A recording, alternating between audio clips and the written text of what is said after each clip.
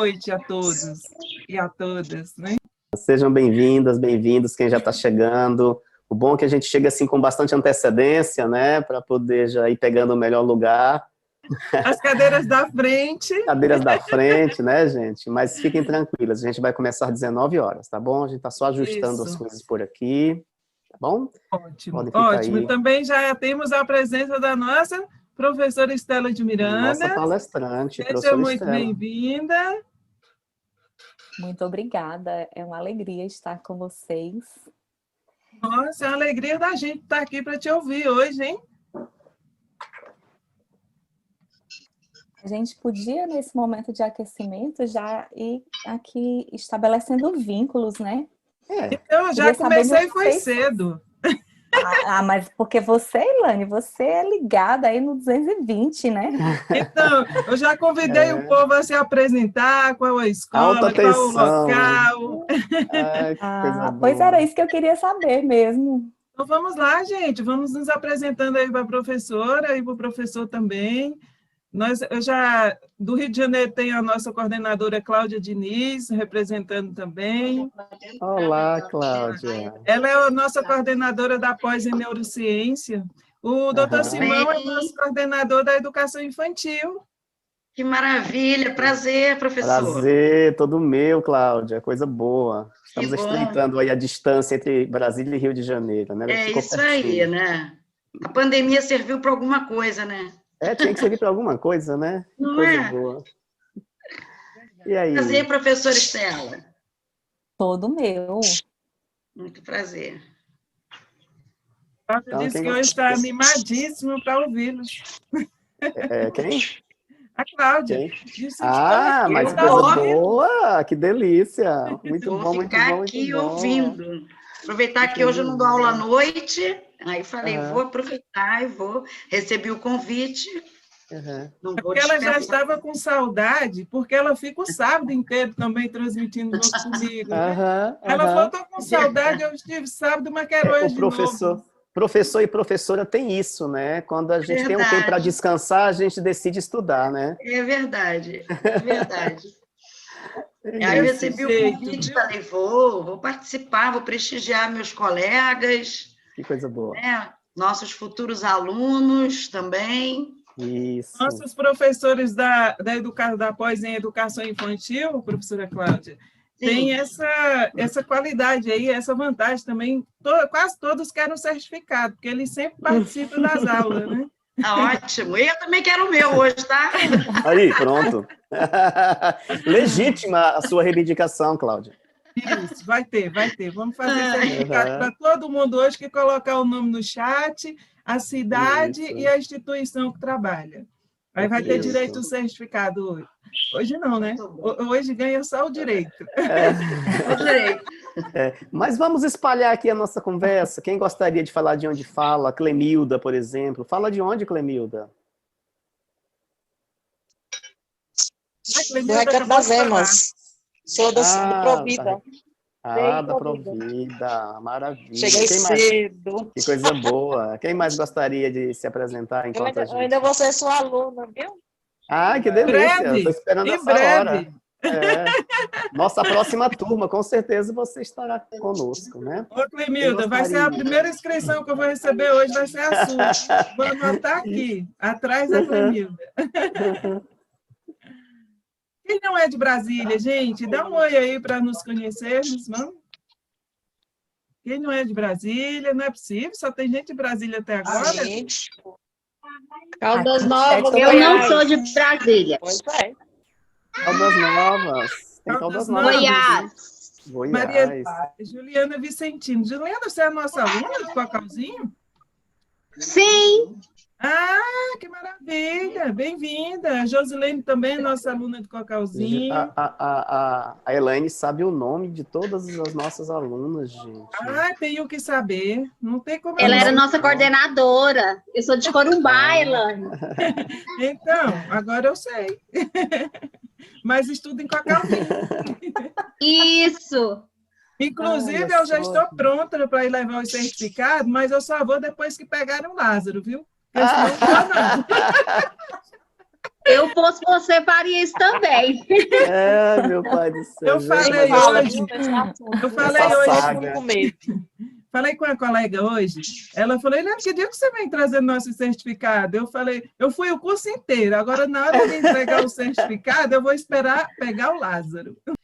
Então, nós também temos mais um convidado na sala, eu acabei de ver aqui, o doutor Edival. Hoje nós estamos cheios de doutores na sala, né?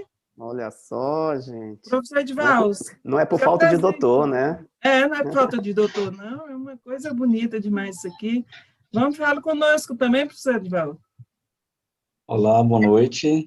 Boa noite a Boa todos, doutor noite. Simão, Elaine, toda a Boa equipe. noite. Professora Estamos aqui Estela também postos. já está em sala, viu? Professora Cláudia Diniz, do Rio de Janeiro. Professora Estela, olá. A todos que estão conosco, sejam muito bem-vindos. Porque eu Muito te chamo obrigado. para você fazer a abertura oficial com palavras bonitas, para o doutor Simão dar a entrada, e a Estela continua. E daqui a A pouquinho a professora gente... Estela é a cereja do bolo. né? A estrela, hoje a estrela é ela? É a estrela é ela. É a uma estrela é das, ela. né? Porque aqui hoje tem muitas. Exatamente. Começou comigo. Sim, é isso, claro. Imagina. Você e a sua animação de Por sempre, que é enquanto, nós temos característica. Tem a Maria Valéria do Pará. Maria Valéria do Pará. Tem São muitos nominhos da gente. professora Rosana do Ceará, ó, de Não, dê uma boa noite para a gente. Taitinga do Ceará. Enquanto isso, a do meu Ceará não também sou chega. cearense.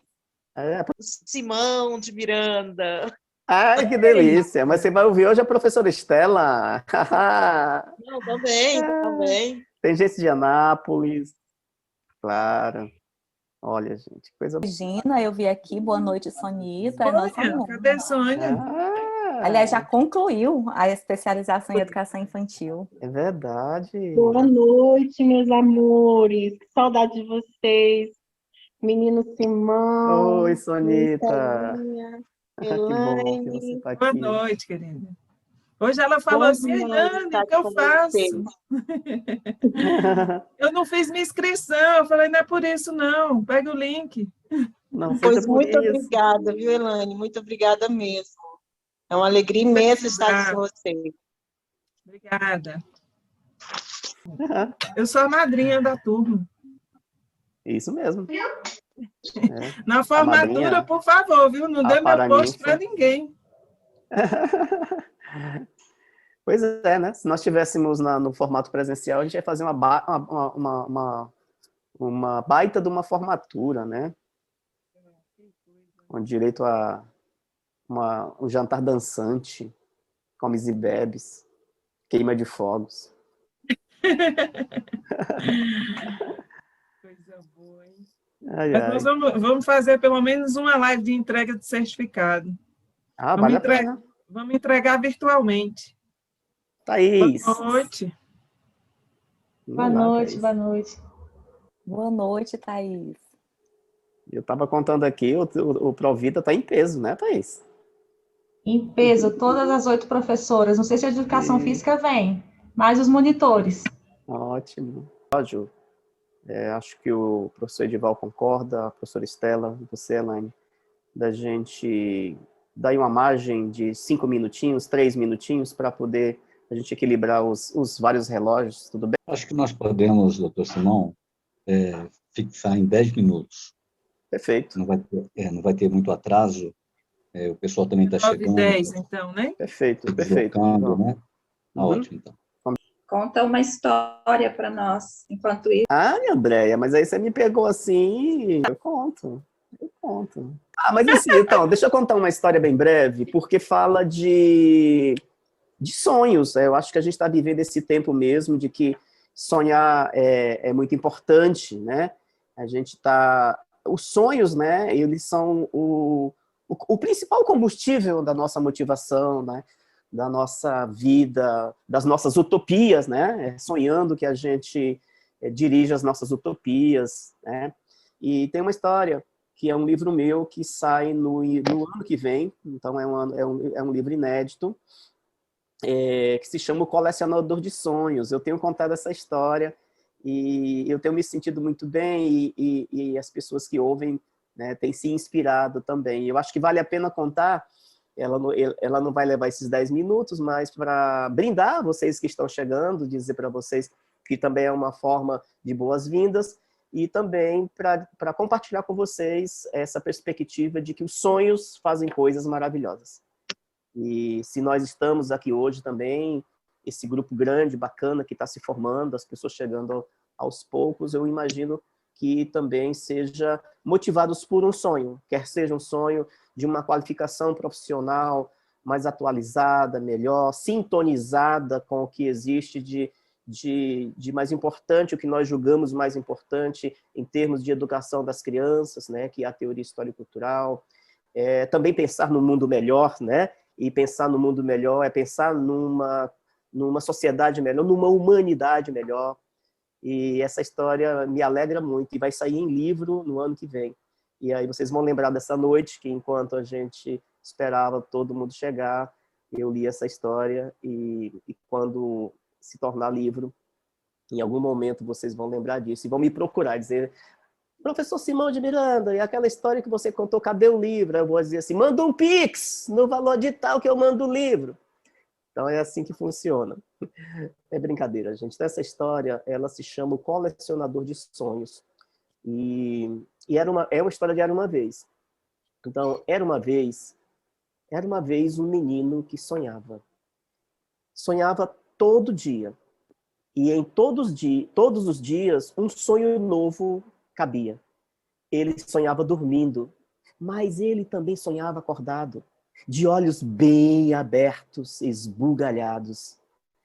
E ele guardava amorosamente todos os seus sonhos no aconchego do cantinho mais quentinho do seu coração.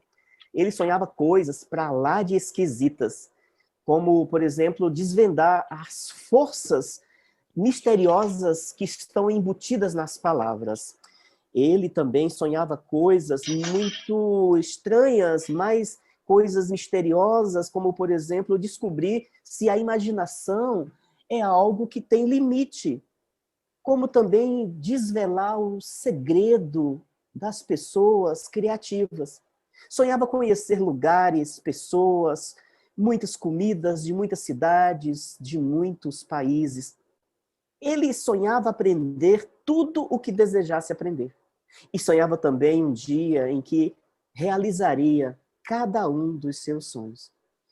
E como ele sonhava todos os dias, os sonhos eram muitos, e ele os acomodava delicadamente, um a um, nas gavetinhas das coisas mais preciosas do seu coração. Ele sonhava um dia uma vida que nada lhe faltasse, que não lhe faltasse comida, que não lhe faltasse amor, que não lhe faltasse amizades. Sonhava uma vida melhor do que a dos seus pais. Sonhava um dia fazer isso pelos filhos que tivesse. E sonhava um dia publicar um livro com as suas histórias. Sonhava, enfim, ser feliz. Mas o maior sonho mesmo era inventar uma mágica capaz de trazer toda a sua coleção de sonhos que habitava o cantinho mais amável do seu coração, trazer para o mundo real. Mas haveria de ser o mais poderoso de todos os encantos, pois ele era um menino pobre, muito pobre, e muitas vozes adultas o desencantava, a dizerem que exatamente por isso nenhum daqueles sonhos se tornaria real. Mas sabem o que esse menino fez com a sua coleção de sonhos? Reuniu todos eles um dia e disse: por favor, meus sonhos, não me abandonem, pois eu prometo cuidar e alimentar cada um de vocês. Um dia, aquele menino que sonhava todos os dias, ganhou um livro. Ele mal sabia ler, ele se emaranhava nas palavras, mas entre um tropeço e outro, foi desvendando os mistérios que as palavras guardavam. Ele foi descobrindo as magias que o abasteciam de imaginação e os poderes da criatividade. No outro dia, ele ganhou outro livro e conheceu lugares, pessoas, comidas de muitas cidades, de muitos países. Os presentes que ele mais amava, ora, livros. Talvez o menino não soubesse, mas os livros eram o seu presente e eram o seu futuro.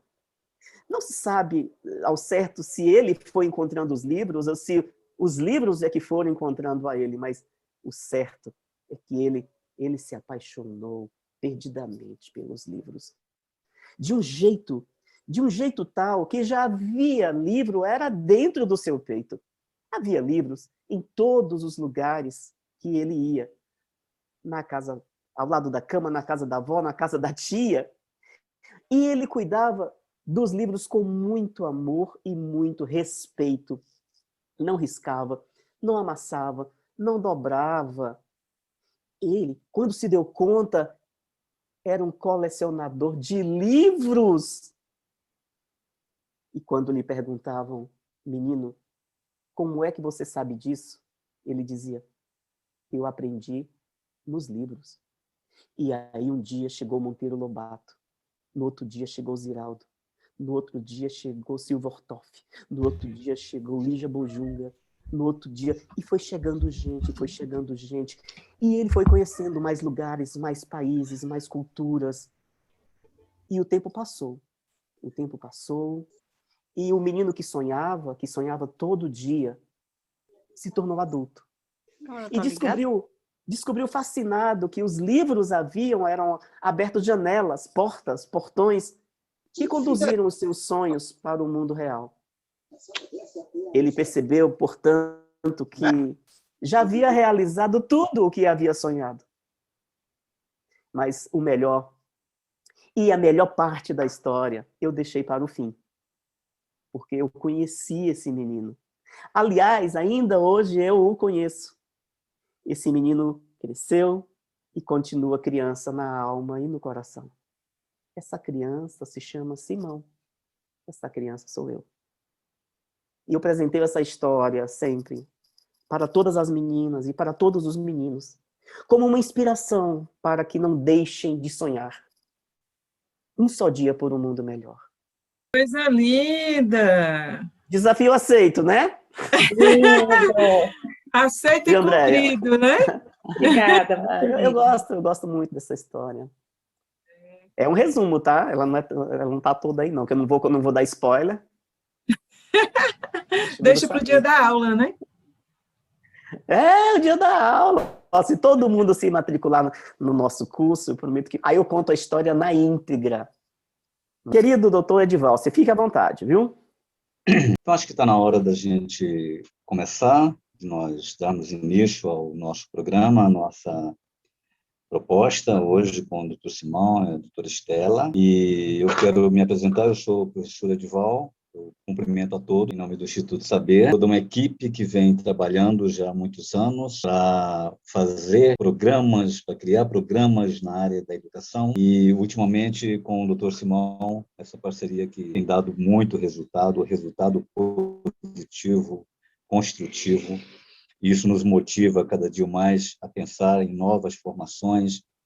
E essa é uma das primeiras lives que nós vamos fazer para o público da educação infantil. Eu quero agradecer muito aqui nossa equipe. Alguns não se mostram, mas trabalharam muito também para isso.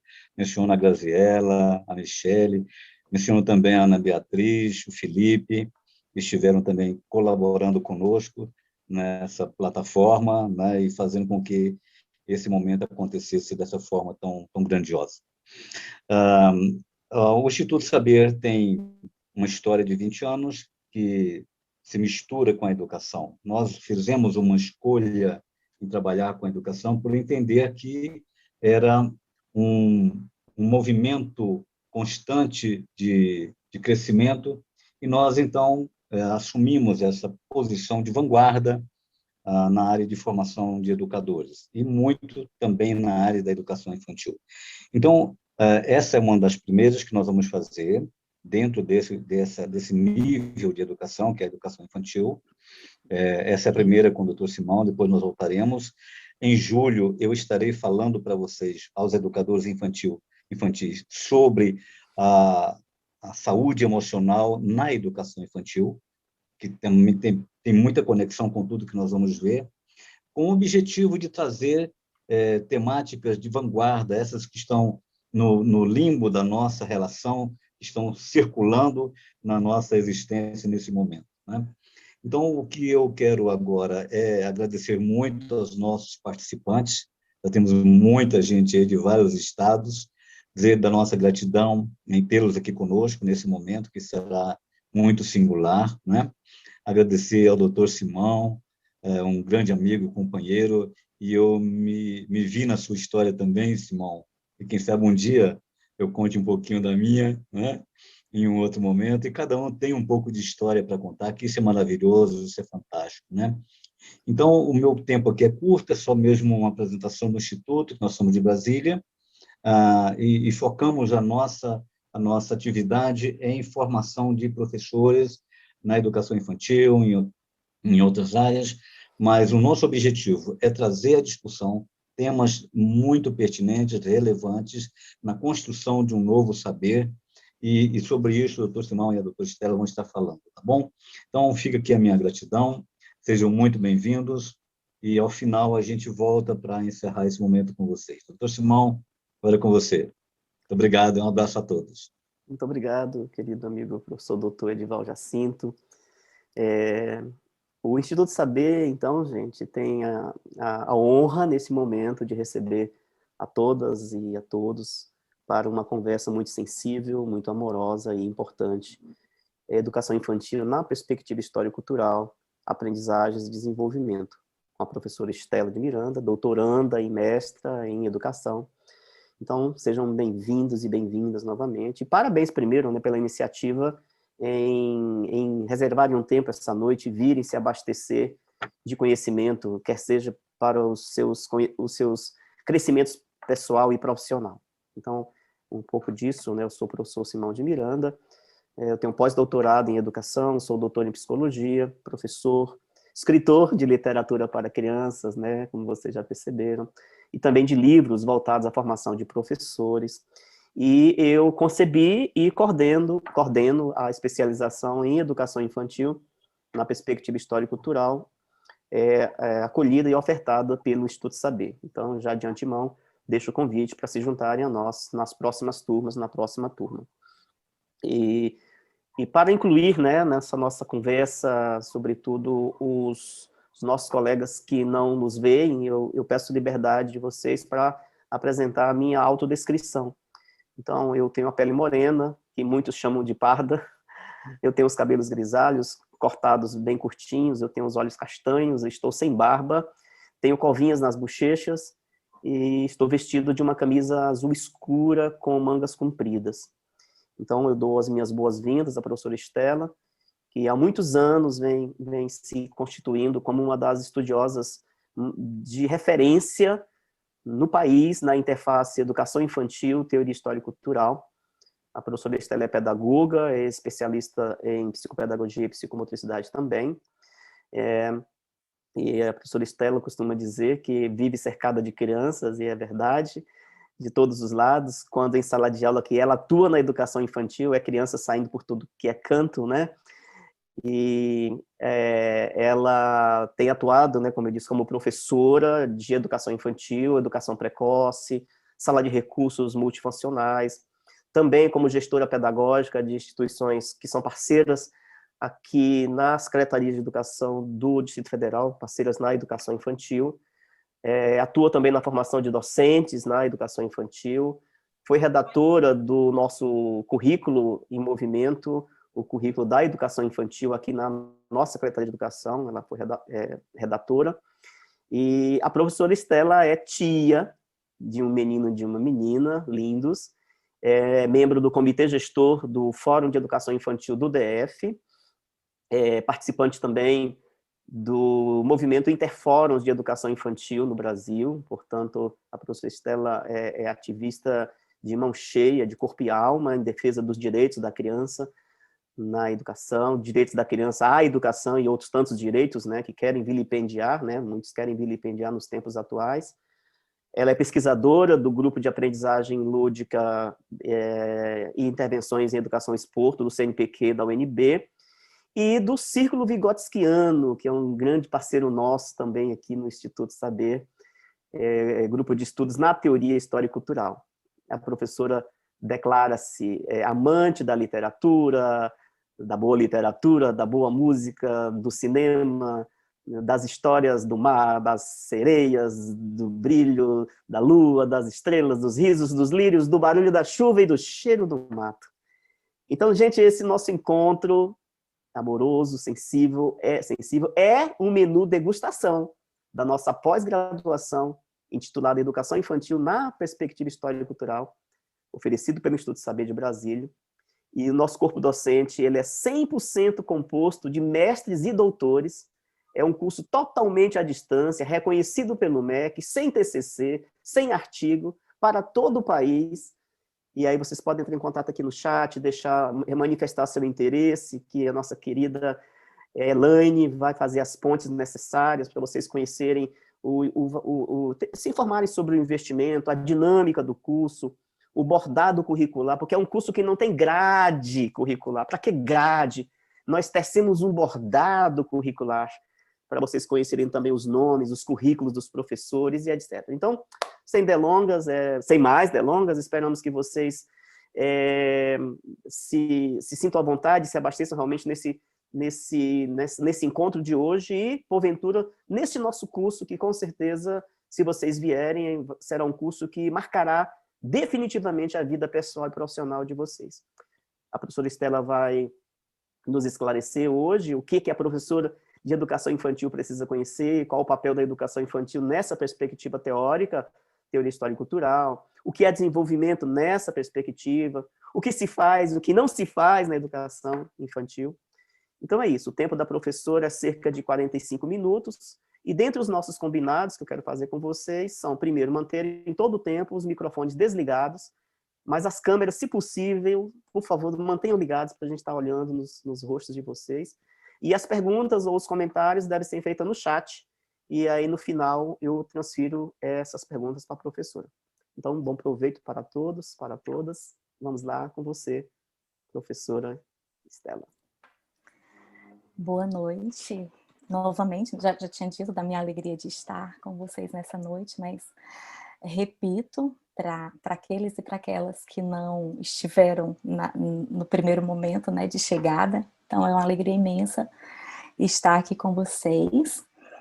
Antes de mais, eu vou fazer também a minha autodescrição.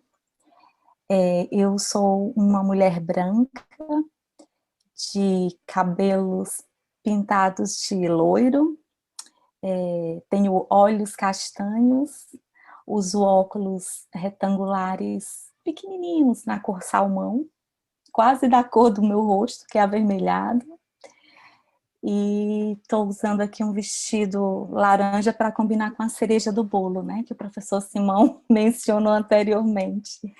Bom, e quero também registrar aqui a presença da professora doutora Raiza Pael, que é nossa professora no curso de especialização em educação infantil, que é minha companheira no Fórum de Educação Infantil do Distrito Federal, no Movimento Interfórum de Educação Infantil do Brasil, MIEIB, e que é uma grande amiga, companheira de pesquisa, de trabalho e de luta pelos direitos das crianças. Então é uma honra estar aqui, né, dividir com você esse espaço também.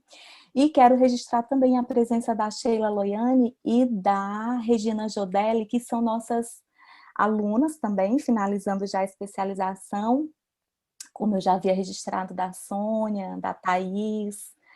É sempre uma alegria muito grande a gente reencontrar, né, as colegas que estudam conosco, no caso da Sheila Loiane também, agora é minha parceira também no Círculo Vygotskiano.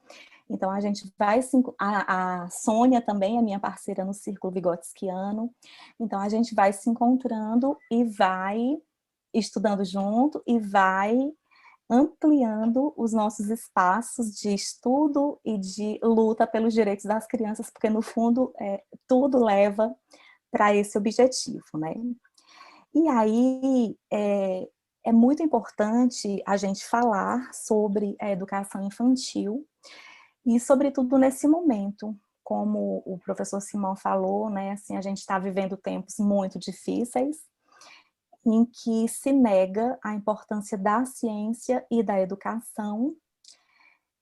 A descrença na educação tem vindo à tona com projetos como o homeschooling, como a inclusão da educação infantil na política nacional de alfabetização. Então, é sempre muito importante falar da educação infantil, porque é uma etapa da educação que muitas vezes é negligenciada pelos gestores, e não só no Brasil, né, no mundo todo.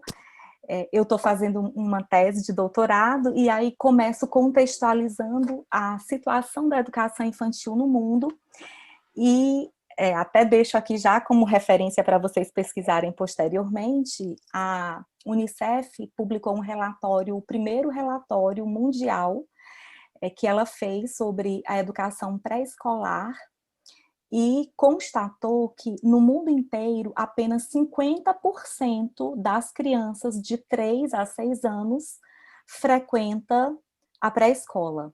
E aí, se a gente pensa, né, isso para crianças de 3 a 6, que são as que têm um pouco mais de acesso. Se a gente amplia, né, a pesquisa para de 0 a 6, esse número cai drasticamente.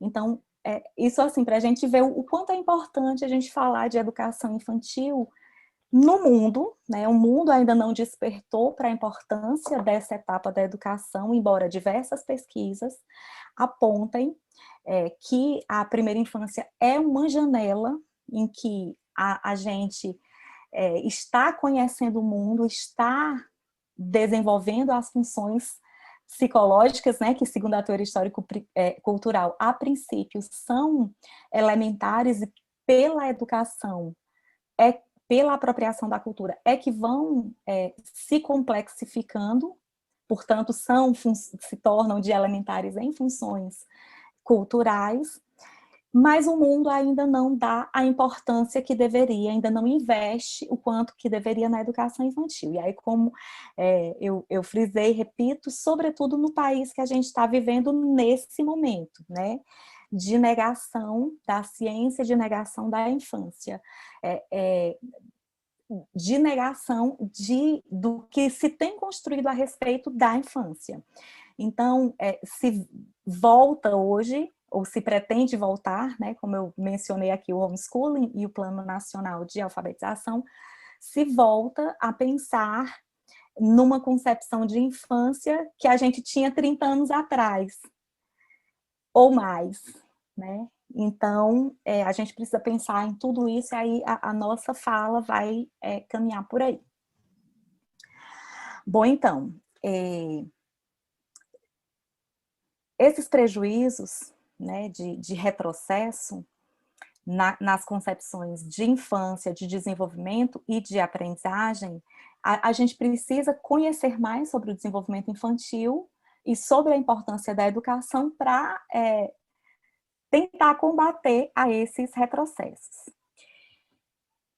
Para nos situar historicamente, a educação infantil é ainda uma criança no contexto da educação básica, uma vez que foi assegurada como direito na Constituição Federal de 1988, né, quando o seu dispositivo diz que a educação é direito de todos, portanto, nesse todos estão os bebês, as crianças bem pequenas e as crianças pequenas. Então, foi aí, em 88, que a educação se tornou direito das crianças, dos bebês e das crianças. Depois foi institucionalizada como primeira etapa da educação básica pela Lei de Diretrizes e Bases da Educação Nacional em 1996.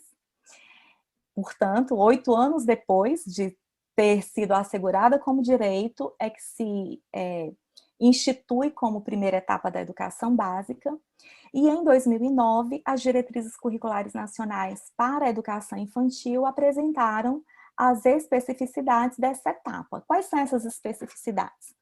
A criança como sujeito de direitos, não como esponjinha, né? Outras teorias dizem que a criança é uma esponja que absorve tudo o que está ao seu redor. Vem a teoria histórico-cultural e diz, não, a criança não é uma esponja, é um sujeito que nas relações sociais se apropria da cultura e se apropriando da cultura aprende e aprendendo se desenvolve as suas funções especificamente humanas. E aí, numa percepção que, embora não se identifique como teoria histórico-cultural, mas as diretrizes curriculares nacionais para a educação infantil dizem a mesma coisa, que a criança é um sujeito de direitos, que se apropria da cultura humana por meio das interações e da brincadeira.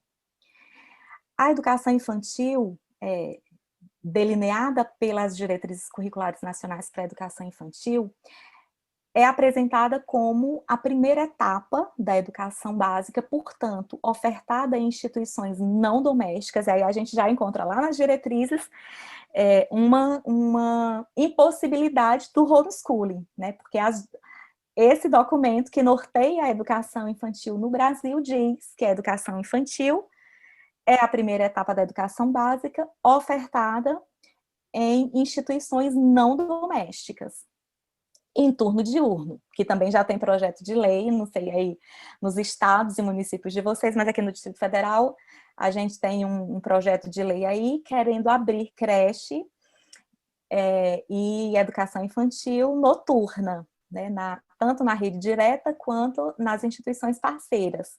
E o Fórum de Educação Infantil aqui do Distrito Federal tem se manifestado contra, porque isso vai contra as diretrizes curriculares nacionais para a educação infantil. Então, como diz o provérbio africano, é preciso uma aldeia inteira para educar uma criança. Então, a gente precisa pensar em intersetorialidade. Existem as famílias que trabalham, inclusive à noite, que precisam de um lugar para acolher os seus filhos, não negamos. Existem famílias que estudam à noite, que precisam de um lugar seguro para cuidar dos seus filhos nesse período, existem, não negamos, mas é preciso que a intersetorialidade aconteça de fato. Então, outras instituições que deverão assumir esse papel, mas educação infantil não se resume a cuidado. As próprias diretrizes curriculares nacionais dizem que a educação infantil não pode separar o cuidar do educar. Então, a gente educa no turno diurno. E aí, outras instituições podem fazer esse acolhimento e devem fazer para as famílias que, de fato, necessitam, mas de uma outra forma, não como educação. E as diretrizes apresentaram o currículo da educação infantil como um conjunto de práticas que articula o saber do cotidiano com o conhecimento científico. Então, sim, na educação infantil, as crianças precisam ser educadas, as crianças precisam aprender, elas não vão lá só para passar o tempo, não vão lá só para ficarem guardadas em segurança enquanto seus familiares trabalham, não vão só para serem cuidadas no sentido de alimentadas, no sentido de higienizadas, no sentido de algum adulto fazer a alternância entre repouso e o momento do repouso e o momento de estar acordado. Então, existe sim um currículo para a educação infantil que se propõe e que deve se propor a promover aprendizagens não quaisquer, mas aquelas que vão promover o desenvolvimento da criança. Portanto, a educação infantil é diferente do ensino fundamental, até porque, depois das diretrizes curriculares nacionais para a educação infantil, o documento que vem nortear o nosso trabalho é a Base Nacional Comum Curricular, de 2017, que propõe a organização deste currículo em campos de experiências, não em disciplinas ou áreas, mas em campos de experiência. E aí, de novo, né, repito, esses documentos deixam muito explícito que a educação infantil é diferente do ensino fundamental. Eu desconfio sempre muito quando eu vejo, por exemplo, um curso que anuncia assim, matemática para a educação infantil e anos iniciais do ensino fundamental, avaliação para a educação infantil e anos iniciais do ensino fundamental. Eu sempre desconfio dessa ligação. Por quê? Porque a educação infantil é a primeira etapa da educação básica, ensino fundamental é a segunda etapa da educação básica, então são etapas diferentes. A forma de o professor atuar na educação infantil precisa ser diferente da forma de o professor atuar no ensino fundamental. Por quê?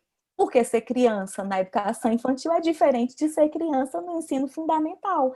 Dentro da própria educação infantil tem especificidades. A forma que o bebê aprende é diferente da forma que a criança bem pequena aprende, que é diferente da forma que a criança pequena aprende. Então, para a teoria histórico-cultural, o papel da educação é configurar aos sujeitos as marcas da humanidade, ou seja, nós nascemos hominizados, com potencial para nos tornarmos humanos, mas isso ocorre não pela passagem cronológica do tempo, mas por meio da apropriação da cultura humana. Eu lembro para vocês aquela canção lá do Palavra Cantada, né, que diz: o peixinho quando nasce não precisa de cuidado nenhum, ele logo sai nadando, zigue-zagueando no mar azul, sem medo nenhum. E aí vai falando de todos os animais, que quando nascem, eles já nascem o que eles são. Mas nós, seres humanos, nós nascemos hominizados. Para nós nos tornarmos humanizados, é preciso da educação, é preciso que outros adultos se ocupem de nós e nos ensinem como ser humanos. Tem alguém com o som ligado, que está atrapalhando. Professora, só um minutinho. Deixa-me ver aqui quem é. Pessoal, por gentileza, desliga os microfones, porque como tem muita gente, fica difícil identificar aqui para travar. Por favor. Ana Lúcia Martins, que está com o microfone ligado. Obrigada, Elaine. Obrigada, Raiza. Bom, então, são os outros humanos que se ocupam de nós que nos ensinam como que os seres humanos vivem neste tempo, né? O nome da teoria é histórico-cultural. Então, nesse tempo da história, nessa cultura onde eu estou inserida, como é que a gente se veste? A forma que as mulheres se vestem aqui no Brasil é diferente da forma que as mulheres se vestem na Índia, da forma que as mulheres se vestem em países árabes. A forma que nós nos alimentamos aqui no Brasil é diferente da forma que as pessoas se alimentam lá no Japão. O tipo de alimento, os instrumentos que a gente usa para se alimentar. Então, as brincadeiras, a forma de viver. Então, os outros adultos que já estão há mais tempo nessa cultura é que apresentam para as novas gerações as formas de ser humano nesse tempo e nesse lugar onde elas nasceram, né? E onde vivem. Então, a educação tem o papel primordial de promover o desenvolvimento integral dos seres humanos. A educação pode ocorrer em diversos lugares, mas é na instituição escolar que tem o papel de apresentar às novas gerações tudo que foi produzido e sistematizado pelos seres humanos no curso dos séculos. A arte, a ciência, a filosofia, a tecnologia. Porque na escola se aprende algo diferente do que se aprende na família. E se aprende de uma maneira também diferente. Então, para a teoria histórico-cultural, a escola em geral, e a escola das infâncias, ou a escola infantil, em particular, a gente sempre faz essa demarcação, porque às vezes a gente fala escola em geral, e aí fica mais difícil da gente descolar essa ideia de que a escola que atende a educação infantil, ela precisa ser diferente da escola que atende ensino fundamental.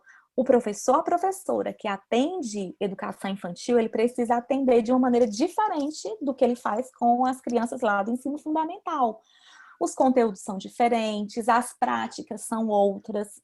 Então, é preciso a gente entender que, embora a gente faça essas diferenças, mas nós defendemos que sim, o lugar de as crianças, desde bebês, se apropriarem de uma forma intencional da cultura, são as instituições educativas, não domésticas, que a gente chama de escola. Então, elas precisam aprender coisas diferentes. As canções que se cantam na escola não devem ser as mesmas que se cantam em casa, né? O professor, a professora tem que pesquisar as canções, as brincadeiras e ensinar as crianças a enriquecerem as brincadeiras, os jogos. Então, todas as vivências precisam ser diferentes, porque se for igualzinha ao que a criança já vivencia em casa, qual é o sentido da escola? Né? Então, precisa ser algo intencional, planejado, com o objetivo de promover o desenvolvimento. Porque em casa, a gente vive sem se dar conta do que a gente vive, né? Por exemplo, a gente vive o papel de filho, de irmão, de neto, sem necessariamente acessar o conceito do que é o filho, o que é o neto, o que é o irmão. É lá na instituição educativa que a gente vai tomar consciência, ou seja, aprender o que é ser filho, o que é ser irmão, para além da vivência que a gente já traz. Então, a Lígia Márcia Martins é uma grande referência da teoria histórico-cultural e da pedagogia histórico-crítica aqui no Brasil, e ela, na tese de livre docência, desenvolveu a ideia de que em qualquer nível, etapa ou modalidade da educação, o planejamento pedagógico deve se realizar considerando a tríade destinatário, forma e conteúdo. É preciso conhecer o sujeito que nós educamos, aquilo que na teoria histórico-cultural chamamos de periodização do desenvolvimento. No sistema funcional, quais são as funções que se encontram no centro do desenvolvimento? E quais são as funções que se encontram como subsidiárias? Eu preciso saber, para saber, né, que tipo de conteúdo eu vou trabalhar com as crianças e de que maneira eu vou trabalhar com essas crianças, para promover o desenvolvimento das funções que estão emergentes, porque eu não fico trabalhando só naquilo que a criança já desenvolveu. Eu trabalho a partir do que ela já desenvolveu, fomentando aquilo que está em vias de desenvolver, que é o que a teoria histórico-cultural vai chamar de zona de desenvolvimento proximal, ou zona de desenvolvimento iminente. Porque aquilo que está pertinho de acontecer, que a criança ou o bebê não realiza sozinho, mas que com a ajuda de outra pessoa realiza, e que essa pessoa vai ajudar para que ela realize com independência, com autonomia. Então, a criança não pode entrar e sair do mesmo jeito, ela precisa sair melhorada, né? Ela precisa sair tendo desenvolvido alguma coisa. Além das funções principais e subsidiárias, o professor precisa conhecer quais são as atividades próprias, específicas, peculiares de cada período do desenvolvimento. Então, a teoria histórico-cultural trabalha com a ideia de atividades que o Leontiev, que foi um parceiro do Vygotsky, desenvolveu a teoria da atividade. Ele diz, a cada período do desenvolvimento a gente faz várias atividades, mas tem uma que é principal, no sentido de que guia todo o nosso desenvolvimento, e outras são acessórias. Então, a gente, na educação infantil, precisa conhecer qual é a atividade principal do bebê, que é a comunicação emocional direta com o adulto, da criança bem pequena, que é a atividade objetal manipulatória, da criança em idade pré-escolar, que é a brincadeira. Então, essas são as atividades principais desses períodos, mas elas não fazem só essas atividades, elas fazem outras atividades. Então, quais são essas atividades que assessoram o desenvolvimento integral do bebê, da criança bem pequena e da criança pequena? A gente precisa conhecer para fazer o nosso planejamento.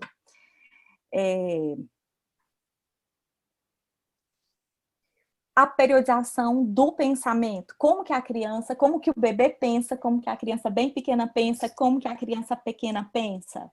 É fundamental a gente saber para poder fazer um planejamento que promova o desenvolvimento desse sujeito, né, que possibilite o acesso desse bebê, dessa criança, à cultura para que se desenvolva. Então, por isso, não dá para tratar como se fosse uma coisa só educação infantil e ensino fundamental. São duas etapas completamente diferentes. A educação é para promover o desenvolvimento das máximas qualidades humanas. E aí, quais são essas máximas qualidades humanas que eu já anunciei anteriormente, que no início da vida são elementares, porque até os outros animais têm, mas são especificamente humanas, porque somente a atividade de educação na relação com outros seres humanos, mediada por signos e instrumentos, é que a gente as complexifica. Quais são? As sensações, a percepção, as emoções, a imaginação, a linguagem, o pensamento, a autorregulação da vontade, das emoções, do comportamento. Mas a gente aprende a pensar pensando. Então, os conteúdos, lembrando sempre lá da tríade da Lígia Márcia Martins, destinatário, conteúdo e forma. Então, sim, a gente escuta muito assim, a educação infantil não tem conteúdo. Tem. Apenas esses conteúdos não se organizam em áreas do conhecimento. A gente não dá aula de português, não dá aula de matemática, não dá aula de ciências, não dá aula de geografia, não dá aula de biologia. Mas os campos de experiência que a gente organiza para vivenciar nas jornadas, porque a gente também não dá aula, né? A gente tem as jornadas de educação infantil, que podem ser parciais de 4 ou 5 horas, ou integrais, de 7 ou 10 horas por dia. Então, a gente organiza essas experiências em campos, e essas experiências são recheadas com o quê? Com saberes produzidos pela humanidade. Então, essas experiências precisam versar sobre linguagem, matemática, ciências, filosofia. Então, tem conteúdo. Agora, quais são esses conteúdos? São aqueles que vão promover o desenvolvimento do bebê, da criança bem pequena e da criança pequena. E organizados de uma forma que eles possam acessar essa cultura, que tenha sentido para eles. Então, não pode ser dando aula, a professora falando e as crianças ouvindo, o professor dando aula verbalmente e a criança anotando no papel. Isso não funciona, né? Então, a gente precisa entender como que a criança aprende. Então, a gente tem que considerar a situação social. Tem um conceito muito importante na teoria histórico-cultural, que é a situação social de desenvolvimento. Porque exatamente o desenvolvimento nessa teoria é compreendido como algo que acontece em uma linha que é dupla, porque são duas linhas, mas funcionam como unidade inseparável, que é a linha cultural e a linha natural. Então, a teoria histórico-cultural não nega os aspectos biológicos do desenvolvimento. Então, claro que a passagem cronológica do tempo importa. Um bebê de 4 meses não pode desenvolver a marcha, porque ele não tem condição física para desenvolver a marcha, e nem cognitiva. Então, ele ainda não coordena os movimentos, ele ainda não tem a força muscular para se manter na forma bípede. Então, é claro que o desenvolvimento biológico importa, mas o diferencial é que não é só ele que importa, e mesmo ele é impactado pelo desenvolvimento cultural. Então, culturas, por exemplo, bebês, tem uma antropóloga norte-americana que pesquisa bebês na Namíbia. E aí, ela conclui nas pesquisas dela que até os marcos do desenvolvimento biológico são impactados pela cultura. E aí ela dá como exemplo, na nossa cultura, a gente espera que os bebês sentem-se com independência por volta dos 6 meses. Lá na Namíbia, aos 4 meses, os bebês já se sentam com autonomia. Por quê? Porque a cultura deles exige. Toda tarde, no finzinho do dia, eles se encontram em roda para contar como foi o dia, para fazer a refeição. Então, é importante, é uma necessidade o bebê para participar desse grupo. Ele é estimulado, né, a se sentar antes do nosso bebê. Por outro lado, a gente tem um interesse na nossa cultura pelo desmame. Então, o desmame vai impactar no nascimento dos dentes. E aí, os nossos bebês nascem dentes, em geral, mais cedo do que o que nasce lá na Namíbia. Então, é interessante porque essa pesquisadora, que nem é pesquisadora na teoria histórico-cultural, mas ela chega a conclusões que nós, na teoria histórico-cultural, dizemos há muito tempo, que mesmo os aspectos biológicos são influenciados por questões culturais. Bom, então, a situação social de desenvolvimento é muito importante porque uma criança que tem irmãos, por exemplo, ela tem um desenvolvimento diferente de uma criança que não tem irmãos. E aí, o Vygotsky chamava isso de situação social de desenvolvimento. Outros teóricos da teoria histórico-cultural que desenvolveram a teoria do Vygotsky, como o Zaporozhets, ele vai chamar em situação de vida e educação, para deixar muito claro que essa situação social, ela precisa ser organizada na vida como um todo e na educação em específico. Então, nosso papel como professores e professoras, como monitoras, eu vi que tem aqui também as meninas lá da Provida, pode ser que tenha outras pessoas que trabalhem como monitoras na educação infantil, como nutricionistas, enfim, os educadores, né? Além dos professores, as outras pessoas que exercem uma função de educação para a primeira infância, a gente precisa saber disso, que é nosso papel organizar essa situação de vida e educação para promover o desenvolvimento das crianças. Então, não é qualquer coisa, não é por acaso que a gente vai organizar essas situações, porque as crianças precisam se apropriar da linguagem. Elas têm o direito de ter experiências na oralidade, na leitura e na escrita. Professora Raiza, por exemplo, que está aqui conosco, é ela quem ministra essa disciplina e aprofunda, né, como que acontece a apropriação da oralidade, da leitura e da escrita para bebês, crianças bem pequenas e crianças... Porque quando a gente diz que é contra a inserção da educação infantil no Plano Nacional de Alfabetização, quando a gente diz que as diretrizes curriculares nacionais para a educação infantil explicitamente registram que a educação infantil não pode antecipar experiências do ensino fundamental, portanto, não pode alfabetizar. A gente, quando faz essas afirmações, a gente não está dizendo que, então, a criança não vai aprender nada. Ao contrário, ela vai aprender muito, mas ela vai aprender outras coisas e ela vai aprender de outra maneira. Então, como que a criança se apropria da cultura escrita? Né? Para deixar vocês com gostinho de quero mais, principalmente por meio da brincadeira, por meio dos jogos, e aí a disciplina do professor Simão de Miranda, que é a literatura infantil, é fundamental para que as crianças experimentem. E aí, de novo, gente, pensando nos campos de experiências, não é só viver, porque viver sem ter a intencionalidade de levar para a consciência as experiências, a gente faz isso em casa.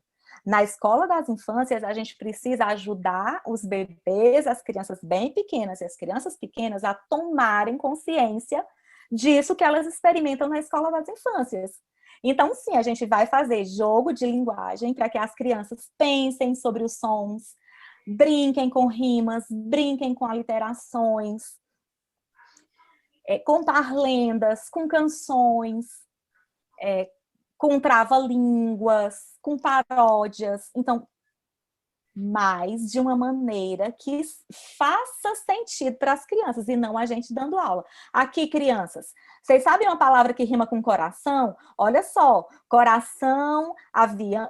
A gente não vai fazer dessa maneira, a gente vai organizar situações lúdicas para que as crianças se envolvam e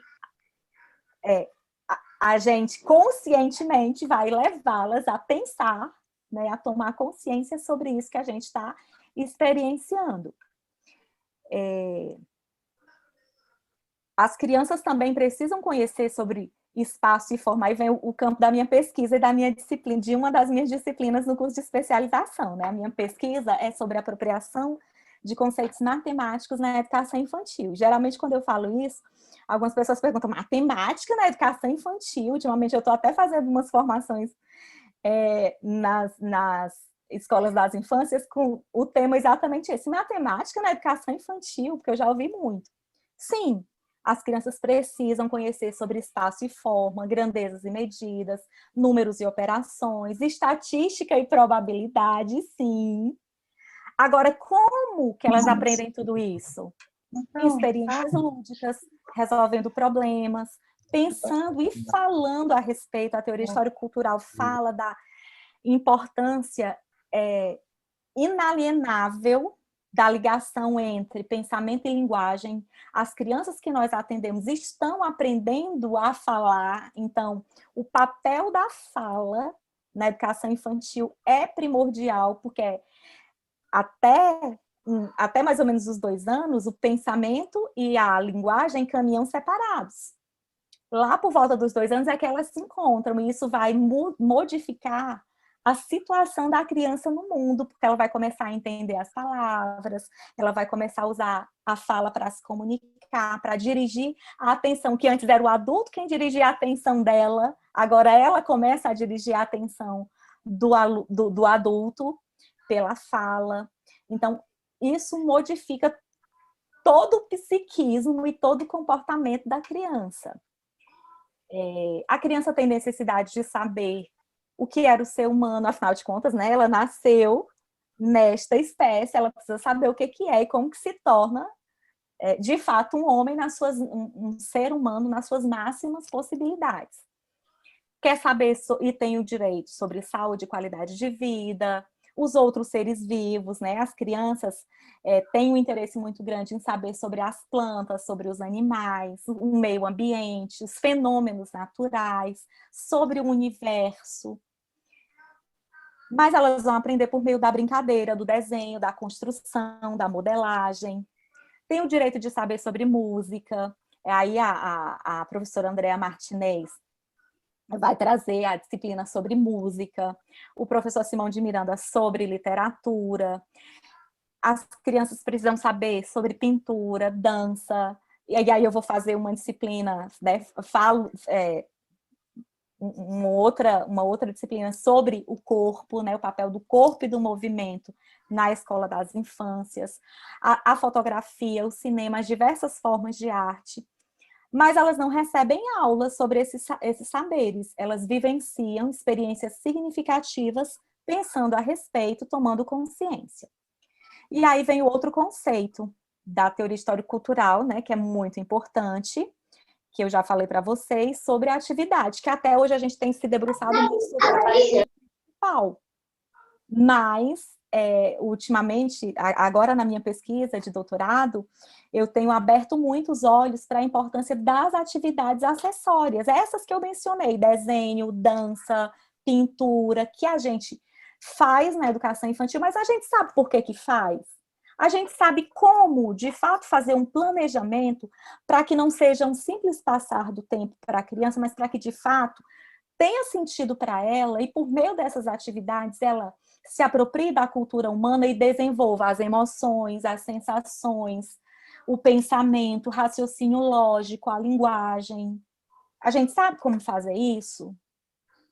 Precisa estudar, né? Porque é muito mais difícil ser professor de educação infantil do que ser professor de adulto, porque para vocês eu estudo sobre Vygotsky, eu venho aqui e falo de Vygotsky, eu estudo sobre os textos da Márcia, da Lígia Márcia Martins, e falo aqui da Lígia Márcia Martins, mas para as crianças eu estudo todos esses referenciais e eu transformo tudo isso lá na minha prática. Né? Então, é muito mais difícil a gente ser professor de educação infantil, precisa estudar muito. E por que as atividades são tão importantes? A teoria histórico-cultural nos diz que o que mostra... Gente, eu estou lendo, porque eu tive que fazer um texto para tentar me manter aqui no horário de 45 minutos, tá bom? E aí eu leio e paro para comentar, depois eu tenho que me encontrar de volta no meu texto. Por isso que às vezes vocês veem que eu dou uma gaguejada, é para isso, tá?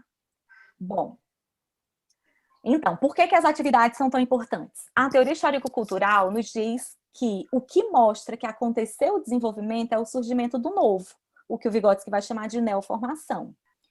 Uma das principais neoformações da idade pré-escolar é a imaginação. Vejam que para a teoria histórico-cultural é mais importante para a criança em idade pré-escolar não a memorização do som ou do registro gráfico de letras, números, formas geométricas, mas a capacidade de imaginar.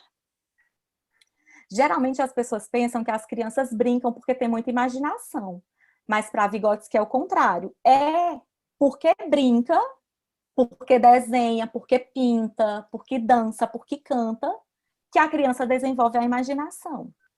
E o que é imaginar? De novo, a Lígia Márcia Martins, nossa, maravilhosa, tem uma fala que eu gosto muito, que ela diz assim: imaginar é ver o que todo mundo viu e pensar algo que ninguém pensou. Portanto, a imaginação está na base de toda a criação artística. Aí isso aqui já é o Vygotsky que fala lá no livro A Criação e Imaginação na Infância.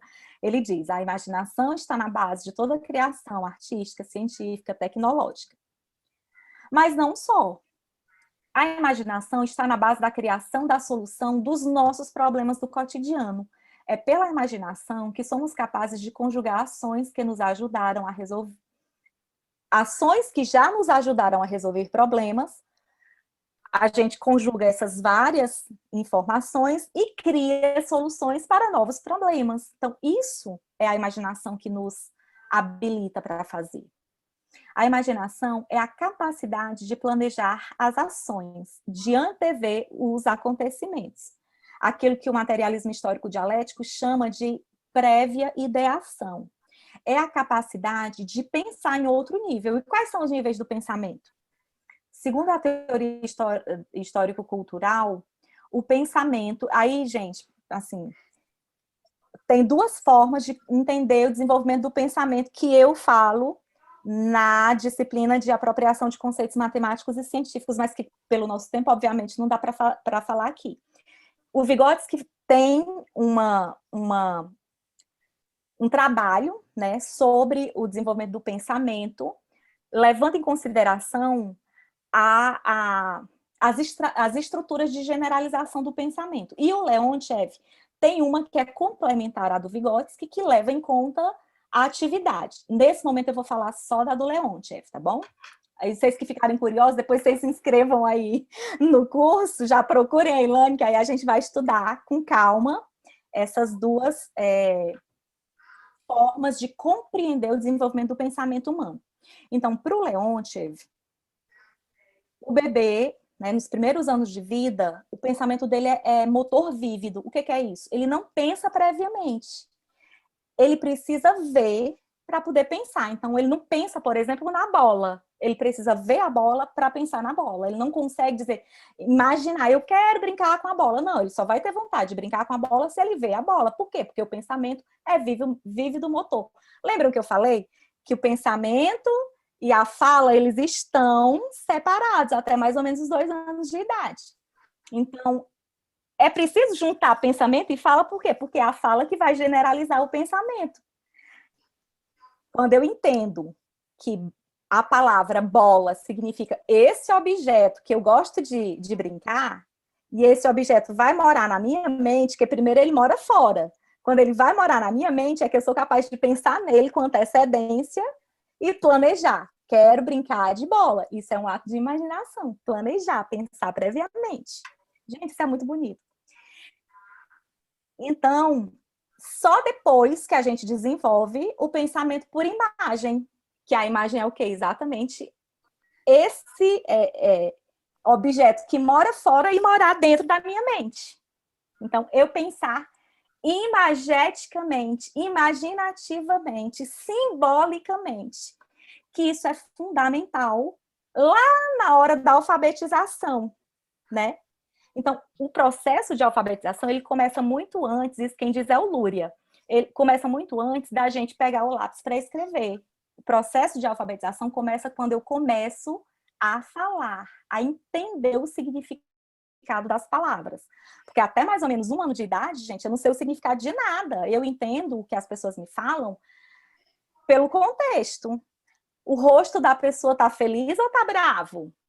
É isso que ela me falou, me causou sensações de prazer ou de desprazer, de conforto ou de desconforto, mas o significado a criança não tem ainda.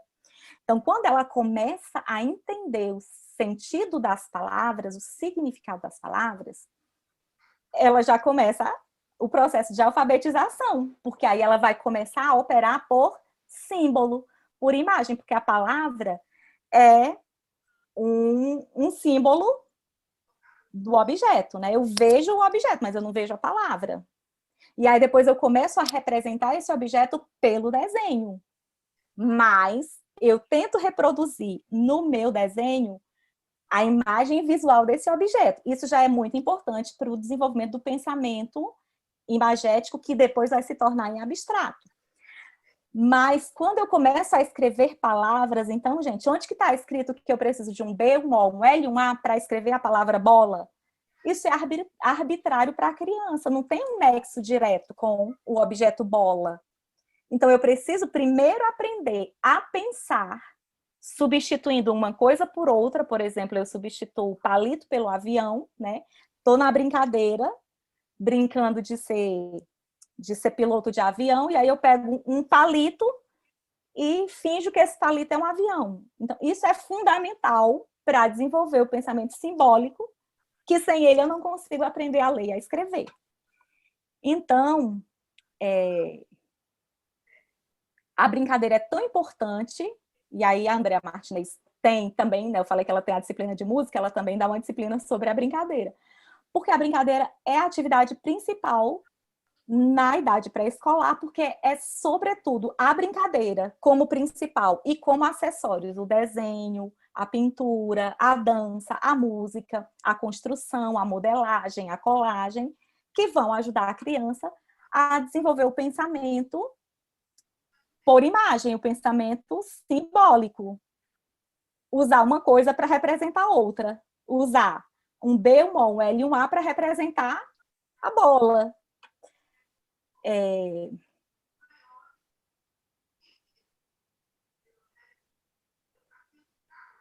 Aí eu estava aqui no meu texto, que eu estou pulando um tanto, porque já está acabando o meu tempo, falando sobre a brincadeira. E aí também ocupa um lugar importante no processo de alfabetização, o desenho, a pintura, a construção, a modelagem, pois elas assessoram o desenvolvimento da imaginação. Valéria Murna, que é outra teórica da teoria histórico-cultural, diz que quando desenha, a criança com frequência está interpretando um argumento. Os animais que desenham lutam, perseguem uns aos outros, as crianças visitam umas às outras, né, os personagens do seu desenho. Então, além, né, de ter esse papel importante no sentido de ajudar a fazer esse trabalho de representar com signos, com símbolos, aquilo que é dito, né, a palavra bola, por exemplo, o desenho também ajuda nesse sentido de criar enredos, porque a gente não escreve letras, a gente escreve histórias. Então, é preciso ajudar as crianças a aprenderem a pensar para que elas tenham que escrever na hora de escrever. Então, lá no fundamental, quando elas sentarem para escrever, elas têm que saber né? Às vezes a gente gasta um tempo louco no treino de letras que não fazem o menor sentido para a criança, em vez de a gente estar trabalhando com elas pela brincadeira, pelo desenho, pelo cinema, pela literatura, pela arte, a gente está trabalhando o desenvolvimento das ideias, ensinando a pensar, a criar histórias, a criar enredos, porque é disso que ela vai precisar quando ela sentar para escrever. Bom, também elencamos o papel de outras atividades lúdicas. De novo, trazendo aqui a Muquina, né, para a nossa conversa. Ela diz que, ao longo de toda a idade pré-escolar, o jogo didático é um método mais eficaz para assimilar conhecimentos do que fazê-lo sob a forma de tarefa escolar. Então, a gente pensar aquelas tarefinhas, né? No nosso curso, a gente fala o curso inteiro sobre isso, né? A gente repensar qual é o sentido de fazer aquelas tarefas gráficas muito parecidas com as tarefas do ensino fundamental. Será que elas têm sentido para a criança? Será que elas promovem desenvolvimento? Ou a gente está perdendo o nosso tempo e o tempo da criança? Um tempo que é precioso, né? Porque nesse momento estão acontecendo as apropriações mais deveriam estar, né? As apropriações mais importantes da criança, a base para tudo que virá depois, né? Bom, para ir me encaminhando para o final, vou falar um pouco sobre a organização da situação social de desenvolvimento, que eu já falei e retomo, né? É preciso considerar no planejamento pedagógico a organização dos espaços, pensando nos espaços como a sala de referência, os outros espaços da instituição, os espaços do lado de fora da instituição, tanto de perto quanto de longe, né? Então, as crianças têm direito a ter essas experiências. O uso dos tempos, a gama de materiais e as relações vividas na escola das infâncias. Tudo isso diz muito sobre a concepção de criança, de educação e de sociedade que queremos formar. Outras teorias falam do protagonismo infantil. Para a teoria histórico-cultural, o protagonismo é triplo, não é só da criança. É da criança, sim, como sujeito ativo no seu processo, mas é também do professor que organiza e não apenas acompanha o processo de aprendizagem e desenvolvimento, e é também da cultura, pois, como eu falei já, né, a criança aprende a pensar pensando. Então, ela aprende a desenvolver sensações, emoções, raciocínio lógico, linguagem, emoções, controle da vontade. Ela aprende tudo isso em situações planejadas intencionalmente para provocar esse desenvolvimento. Então, por meio das atividades, com arte, com filosofia, com ciência, com matemática, com tecnologia, em campos de experiências e não como disciplinas, o conhecimento que a criança se apropria desses saberes para desenvolver as suas funções especificamente humanas.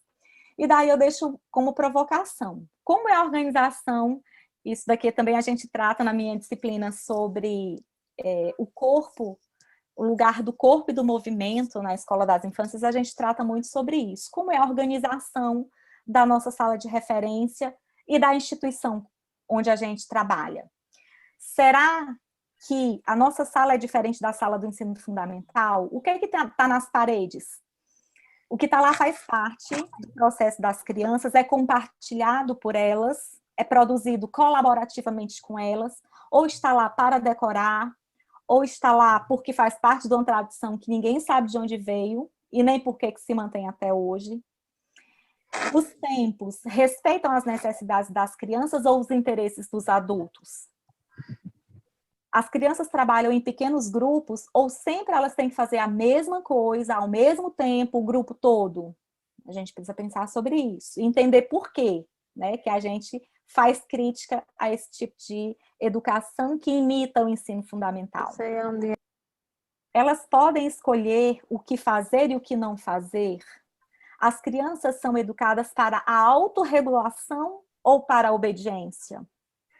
Bom, mas eu já ameacei terminar algumas vezes, agora é de verdade, tá? Eu vou concluir com uma frase do Zaporozhets, que é outro teórico da teoria histórico-cultural muito importante para a educação infantil, que ele diz: a educação da primeira infância não se realiza como a tradicional aula escolar, mas acontece por meio de jogos, observações diretas, diversos tipos de atividade prática e plástica, o desenho, a modelagem, a construção, a colagem, e aí eu amplio isso, não só as plásticas, mas as artísticas como um todo, porque também a dança, também a música, e o próprio Wenger, que é outro teórico da teoria histórico-cultural, traz a música como um elemento importante no desenvolvimento integral das crianças. Então, todas essas experiências sem a intenção de acelerar o desenvolvimento e nem de enfocar exclusivamente o desenvolvimento cognitivo. É isso, muitíssimo obrigada. Muito bem. Eu acho que a gente pode pedir uma salva de palmas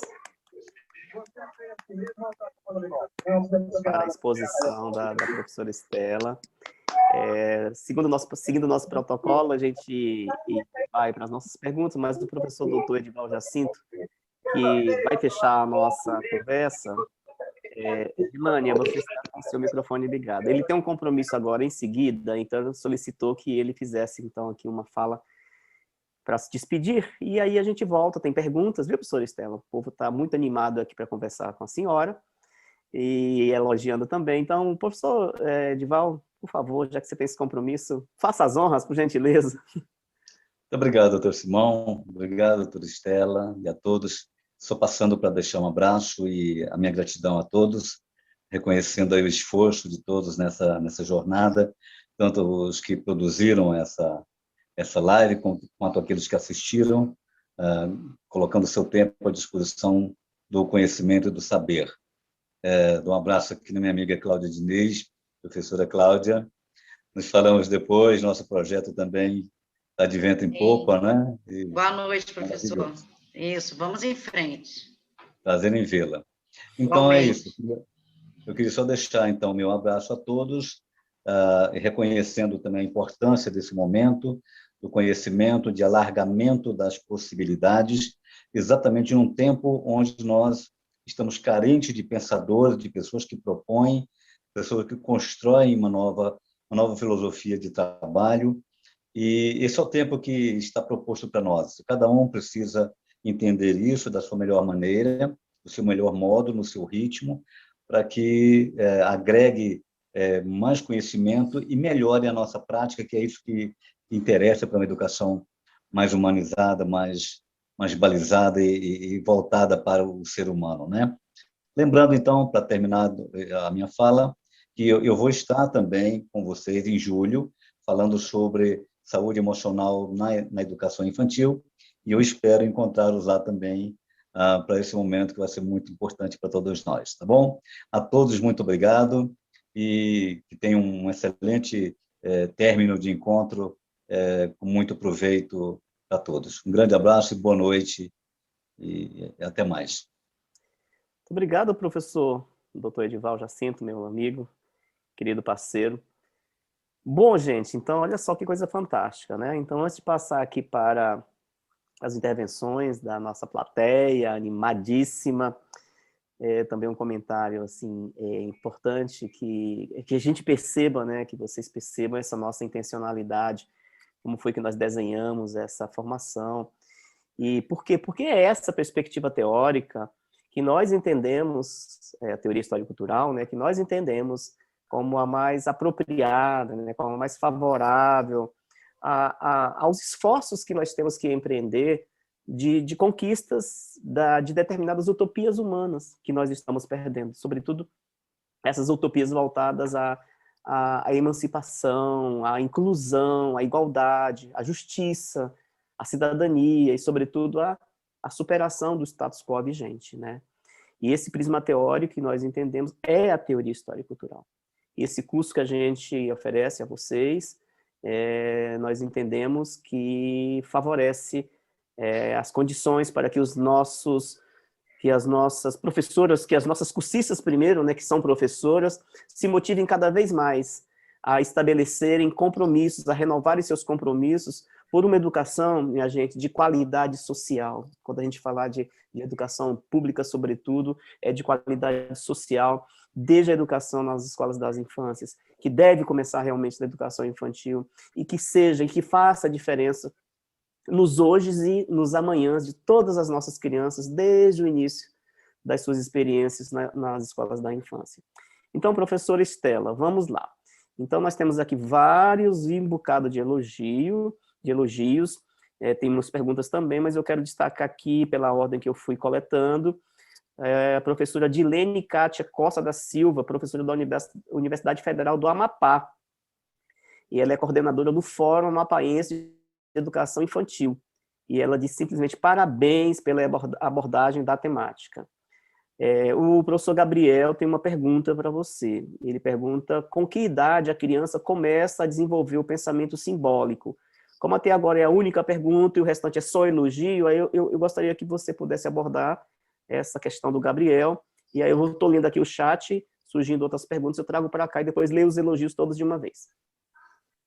Ok, obrigada. E que alegria, né? Nós temos também mais uma companheira aí de MIEIB, né? Do Movimento Interfóruns de Educação Infantil do Brasil. É isso aí. Bom, Gabriel, sua pergunta é magnífica, viu? Merece outra live. Bom, é importante, primeiro, lembrar que, para a teoria histórico-cultural, quando a gente fala em idade, a gente sempre fala em mais ou menos, exatamente porque, como tem essa linha dupla de desenvolvimento, a natural e a cultural, só a natural não dá conta. Então, dizer assim que aos 2 anos de idade começa o processo de pensamento simbólico, deveria ser, se a criança tiver uma situação social de vida e educação que favoreça esse início. Por quê? Porque quando ela começa a pensar simbolicamente, quando ela começa a generalizar a palavra. Lá na minha disciplina, a gente fala sobre o que é generalização, o que é abstração, o que é comparação. A gente faz umas unidades dialéticas entre generalização e abstração, comparação e classificação, e tem outras duas, abstração e concreção, e tem um outro par dialético que eu não estou me lembrando agora, que a gente não pode fazer aqui por conta do tempo, mas o que é generalizar rapidinho?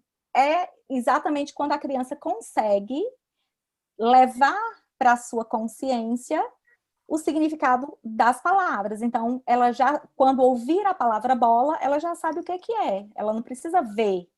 Já está na sua mente a imagem do que é bola, o que é árvore, o que é relógio. Porque antes de generalizar, primeiro, eu falei, né? O bebê, o pensamento motor vívido significa que ele não pensa previamente, ele precisa ver para pensar no objeto.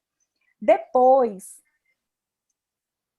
quando começa o processo de generalização, quando ele vai, né, de tanto ouvir nas relações, bola, vamos pegar a bola, vamos jogar a bola, chuta a bola, agarra a bola, envia a bola para mim. De tanto ouvir, ele começa, o nome disso, isso aqui tem nome, isso aqui, só que ele ainda não sabe o que é nome, ele acha que é mais uma extensão do objeto, o nome dele, né? Mas aí ele pensa que bola é só aquela ali. Só que ele começa a ver também que em outras situações, outras pessoas também usam a palavra bola para outros objetos. E aí, ele precisa fazer as abstrações para poder generalizar, né? Tem bola grande, tem bola pequena, tem bola azul, tem bola rosa. Então, ele precisa abstrair, às vezes, o atributo cor, às vezes o atributo tamanho, às vezes o atributo peso, às vezes o atributo função, né? Porque um é para agarrar, o outro é para chutar. Um a gente usa com as mãos, outro a gente usa com os pés, por assim dizer, né? Então, nesse processo de generalização e abstração, ele começa a levar para a mente o que é a bola. Então, ele entender o significado das palavras, já começa o processo simbólico, que é exatamente ter essa representação mental. Agora, é fundamental entender que, para a teoria histórico-cultural, tudo é sistema, tudo. Então, lembra que eu falei, o sistema funcional. Tem um momento que, por exemplo, quando o bebê nasce, é uma tríade entre sensação, afecção e ação. Depois, a percepção se destaca do sistema interfuncional. Mas a sensação desaparece? Claro que não. A capacidade de ser afetado e de afetar os outros com quem convive desaparece? Também não. A ação também não. Então, nada na teoria histórico-cultural desaparece. A gente vai nessa dança o tempo todo, que ora alguma coisa está como centralidade e as outras estão como acessórias, depois essas coisas mudam de lugar, num processo dinâmico, num processo de movimento. Então, dizer que se a criança tiver uma situação social de vida e educação que favoreça o início do pensamento figurativo por volta dos 2 anos de idade, que é quando começa quando se dá, né, a primeira unidade ali entre pensamento e linguagem, não significa que o pensamento agora não é mais motor vívido. Continua, a criança ainda continua tendo a necessidade visual. E aí você pensa, e a criança que tem deficiência visual, por exemplo, né? No nosso curso tem uma disciplina sobre educação infantil inclusiva. Então, se a gente pensa na criança que tem uma deficiência visual, por exemplo, como é que funciona? O Vygotsky diz, ele tem um livro maravilhoso que se chama, que foi, né, que na verdade não é um livro, são vários textos que versam sobre o mesmo assunto, que foi publicado com o nome de Tratado de Defectologia, em espanhol. E aí ele vai dizer que as leis gerais do desenvolvimento são as mesmas para a criança com e sem necessidades específicas, com e sem deficiência. O que vai mudar? O caminho, que aí ele vai chamar de caminhos alternativos. E vai dizer, porém, não são só as pessoas que têm deficiência que seguem caminhos alternativos. Todos nós, quando nos encontramos diante de um desafio, a gente busca um caminho alternativo para resolver os nossos problemas. Então, o fato, voltando aí para a pergunta do Gabriel, o fato de, se a criança tiver uma boa situação de vida e educação que proporcione desenvolvimento, deve acontecer aí por volta dos 2 anos, mas o pensamento prático não deixa de existir. As experiências vão fazendo com que mais e mais ele vá descolando-se da necessidade visual para cada vez mais operar no plano mental. Só que, para vocês terem uma ideia, né? Pensando aí na periodização do pensamento humano, para a teoria histórico-cultural, o pensamento abstrato, ele vai começar na adolescência. Começar. E não é todo mundo que vai atingir o ápice do pensamento abstrato. Por quê? Porque precisa de experiências. E, infelizmente, no mundo desigual que a gente vive, nem todo mundo tem acesso. Porque pensar de maneira abstrata, pensar, aí já trazendo para o que o Vygotsky vai chamar de pensamento por conceito científico, requer fazer nexo, estabelecer relação entre os fenômenos, e aí, infelizmente, nem todo mundo consegue estabelecer essas relações, né? Então, e aí, Gabriel e todo mundo, sempre pensar nisso. A gente funciona como sistema, então tem uma função em destaque, as outras estão como subsidiárias, tem uma atividade que é principal, as outras estão como acessórias, daqui a pouco muda de lugar, mas não desaparece. Então, antes da brincadeira ser a atividade principal da criança em idade pré-escolar, está acontecendo a gênese da brincadeira lá na atividade objetal manipulatória. E aí a gente que tem que ensinar para a criança a fazer as substituições. Olha, vamos fingir que esse palito é a colher. Vamos fingir que esse palito é Gente, no meio da fala eu esqueci o que eu ia falar. O termômetro. Então, assim, a gente que ensina a criança a substituir. Ensinando a substituir, a gente ensina a criança a brincar de faz de conta. Então, uma atividade nasce da outra e depois ela continua porque ela volta para o plano acessório quando outra toma a centralidade no processo. Beleza, muito obrigado. Olha, tem um desdobramento dessa pergunta do Gabriel, que é da Natália, mas antes tem pergunta da Jéssica, tem pergunta da Raiza Pael, tem pergunta de um monte de gente, mas tem um elogio, eu vou destacar aqui, do Tenente Santana.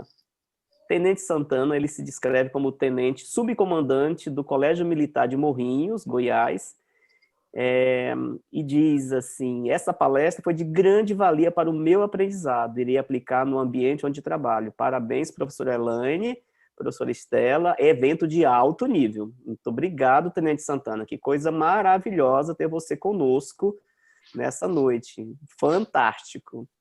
Muito obrigado mesmo. Oi?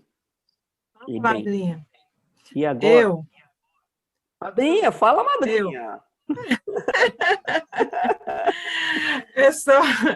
É só um minutinho, só para agradecer a presença do Tenente Santana. Ele é de Morrinhos, realmente, né? Ele também é um parceiro da instituição. Maravilhoso. Já muito está obrigado. comigo aí já desde o ano passado. Eu falo para ele que ele agora vai caminhar até muito tempo. Maravilhoso, Tenente. Valeu. Obrigada, obrigado. Tenente. Obrigado mesmo também. Bom, então, assim, professora Estela, a Natália... Alô? Oi. Eu sou Dilene Cátia do Amapá. Eu fui mencionada, eu poderia falar algumas palavras? Por favor, por gentileza. Eu fiquei muito, muito feliz de receber o convite, houve divulgação para o próprio site, a equipe do MEC, e aí a gente, como faz parte do movimento de educação infantil, né, do Brasil, Interforos, a gente está aqui com vocês, prestigiando, e realmente foi uma palestra muito agradável, né? Parabéns pela fala, né, pela condução deste momento. Eu desejo sucesso para todos vocês. Aqui no Amapá a gente continua realmente, né, na lida da educação infantil, com os desafios atuais, mas sempre nessa perspectiva de trabalhar a questão da aprendizagem, do desenvolvimento, considerando a cultura das nossas crianças amazônicas, porque trabalhamos nessa perspectiva da história, da historicidade, da cultura do nosso povo também amapaense, e a gente só tem assim a desejar sucesso para cada pessoa que trabalha com a educação infantil. Um grande abraço para vocês, muito agradável o momento, realmente não poderia deixar de agradecer, não é? E desejar todo sucesso para vocês. Um grande abraço aqui dos amapaenses, da nossa Amazônia amapaense. Maravilhoso, professora Dilene, que coisa linda. Muito obrigado pelo seu depoimento. A professora Estela ficou super feliz aqui, como ela também representa, ela é integrante do fórum aqui em Brasília. Isso. Né? Pois é, então assim, obrigado. Tá bom. Aí, professora, a professora Natália, e aí depois eu vou na ordem, a professora Raiza, a professora Jéssica, ela te pergunta se é por isso mesmo que as crianças colocam nome em objetos. Ela está fazendo uma relação com a resposta que você deu para o Gabriel. Não sei se foi possível ainda fazer a conexão ou ficou muito distante a pergunta dela. As crianças colocam nome em objetos? Em objetos? Eu acho que ficou um pouco distante. Eu acho que eu não entendi muito. Eu vou pedir para ela, vou pedir para a Natália. Natália, descreve um pouco mais a sua pergunta no chat. Enquanto isso, pela ordem aqui, a professora Jéssica pergunta para ti se seria um processo que vai do pensamento imagético, pensamento simbólico, ao pensamento abstrato. E qual a relação ou a diferença deles com a linguagem interna. É possível compreender? Sim. Jéssica, o pensamento simbólico e o pensamento imagético, o pensamento figurativo são todos sinônimos, tá? Então, é um caminhar, só que a gente precisa pensar assim, na teoria histórico-cultural, o Vygotsky mesmo apresenta o desenvolvimento em espiral. O que isso quer dizer? Que nada some, né? Tem a ver com o que eu falei anteriormente. Nada some, nada desaparece. Só que quando a coisa volta, ela não volta para o mesmo ponto onde ela estava. Ela volta um caminho acima. Então, pensar, né, nesse percurso do pensamento prático, que é outra forma de chamar o pensamento motor vívido, ou pensamento em ação, né, para o pensamento figurativo, para o pensamento abstrato, então nem vai por escada e nem vai numa linha reta, vai em espiral. Então, a gente, em muitos momentos da vida, ainda tem o pensamento prático, né, que é preciso ver para pensar, o pensamento imagético, né, e o tempo todo a gente vai criando imagens mentais novas. Cada vez que a gente conhece um conceito novo, a gente cria uma nova imagem mental desse conceito. Então, ele não desaparece da nossa vida, né? E o pensamento abstrato, que é o ápice da forma de pensar humana, que às vezes a gente acha que pensar abstrato, porque aí de novo vem a história lá da minha disciplina que eu fiz a propaganda para vocês, a gente pensar na unidade dialética entre abstração e concreção. Porque o conceito de abstrato tem essas duas acepções, uma de que abstrair significa abrir mão, eliminar certos atributos para garantir que esse objeto seja generalizado, né? Porque se eu não abstrair, como o exemplo que eu dei da bola, se eu não abstrair o atributo tamanho, por exemplo, eu vou achar que a bola de ping-pong e a bola de basquete não podem ter o mesmo nome de bola, porque elas têm tamanhos muito diferentes. Então, eu preciso abstrair o atributo tamanho. Então, essa é a acepção do conceito de abstração. Uma outra acepção da abstração é essa que a gente usa, o pensamento por abstração, ou seja, que eu descolado do concreto. E o que é o concreto? Não é só o que a gente pega. Às vezes, né, a gente na escola ensinam para a gente assim, concreto é aquilo que a gente pega, abstrato é o que a gente não pega. Não, concreto é aquilo que é perceptível por qualquer um dos órgãos dos sentidos. Então, as sensações táteis, visuais, olfativas, gustativas, são percepções concretas.